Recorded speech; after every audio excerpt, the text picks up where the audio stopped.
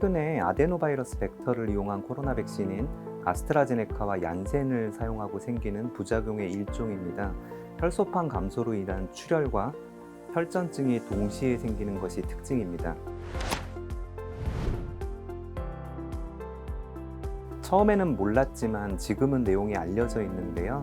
특정 백신을 맞은 다음에 혈소판을 파괴할 수 있는 일종의 자가항체라는 것이 생기면서 혈소판 수치가 떨어져서 출혈이 생기고 특이 부위, 뇌정맥동이나 내장정맥 같은 데 혈전증이 동시에 생긴다고 알려져 있습니다.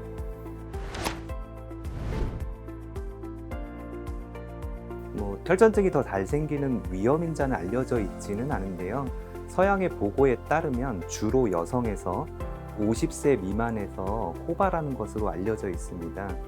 위치로는 일반적인 정맥혈전증은 폐색전증이나 다리에 심부정맥 혈전증이 생기지만 이 혈소판 감소성 혈전증은 뇌정맥동 그리고 내장정맥이라는 특이 부위에 더 많이 생기는 것으로 알려져 있습니다.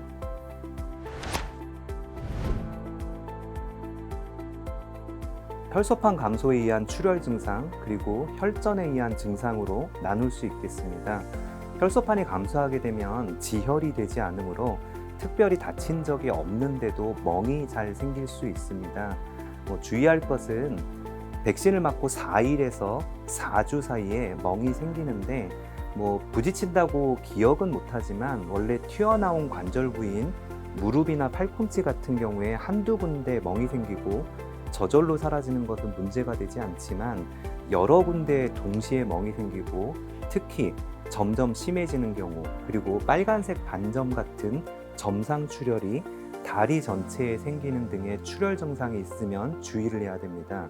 혈전 같은 경우에는 뇌정맥동 혈전이 생길 경우에는 뇌압이 올라가기 때문에 진통제로 조절되지 않은 두통이 지속되고 특히 토하는 구토, 뇌압 상승의 증상과 시야가 흐려지거나 물체가 두 개로 보이는 등의 신경학적 증상이 생길 수 있습니다. 내장정맥 같은 경우에는 음식 복용 여부와 상관없이 지속적인 심한 복통이 생길 수 있습니다.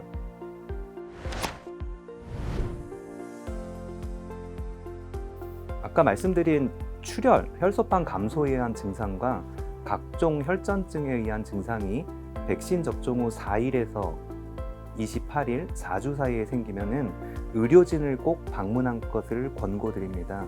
해야 되는 검사는 보통 간단한 혈소판 감소를 확인하기 위한 검사와 각종 혈전을 확인하기 위한 영상 검사가 진행되게 됩니다. 굳이 혈소판 감소성 혈전증뿐만이 아니고 대부분의 질환이 마찬가지인데 단 한 번 생기더라도 굉장히 심한 증상, 망치로 얻어맞을 정도의 굉장히 심한 두통, 그리고 도저히 꼼짝도 못할 정도의 아주 심한 복통이면 병원에 가야 되고요.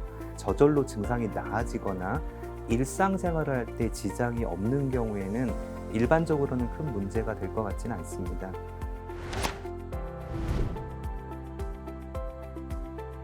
너무 나중에 혈소판이 굉장히 감소해서 이미 출혈이 생기고 그리고 혈전증이 너무 심하기 때문에 폐나 심장 같은 데 부담이 주면 치료가 어려울 수도 있지만 조기에 발견하면 치료가 가능하고요. 적절한 치료를 위해서는 아까 말씀드린 그런 증상이 생길 경우에 병원에 방문해서 검사를 하는 것이 중요하겠습니다.